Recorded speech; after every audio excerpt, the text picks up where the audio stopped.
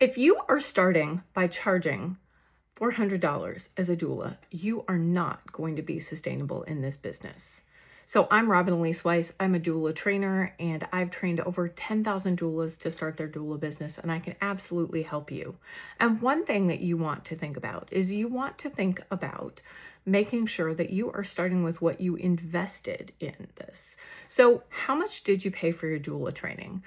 Assuming that you paid for a fair level doula training, you can start with that as your price.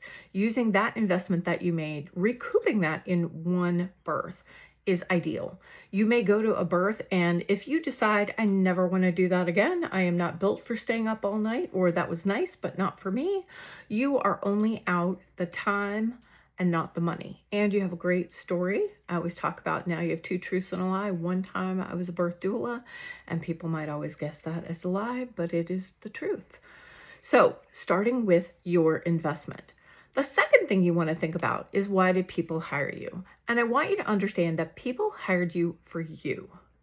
They didn't hire you for your years of experience. They hired you because they liked you. And that's honestly the number one reason people choose a doula, is because they liked you.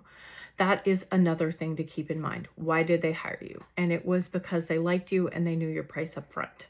Now, number 3 is you have to think about, as a business person, what is going into your training. And that is what goes into the time that you're away.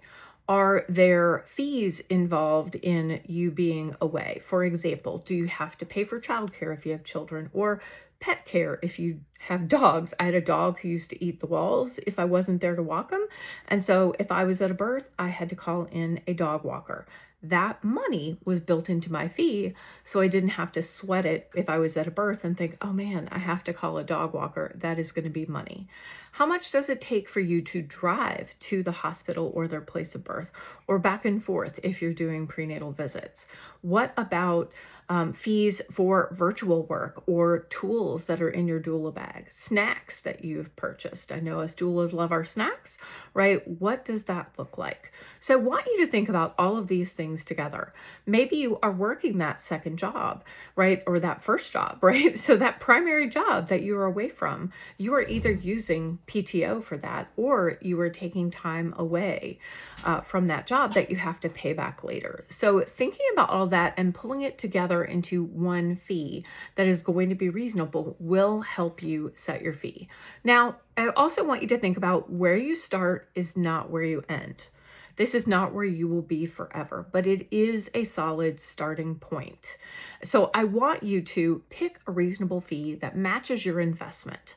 Now, if you're worried about what to charge for birth 1 or births 1 through 10, I want you to check out the blog post linked to this video, just below this video. You will find more information on ideas to figure out that right price for your area, as well as information on what I call the doula fee calculator, how to think about all the things that go into it, and the algebra that gives you the right number. Have a great week.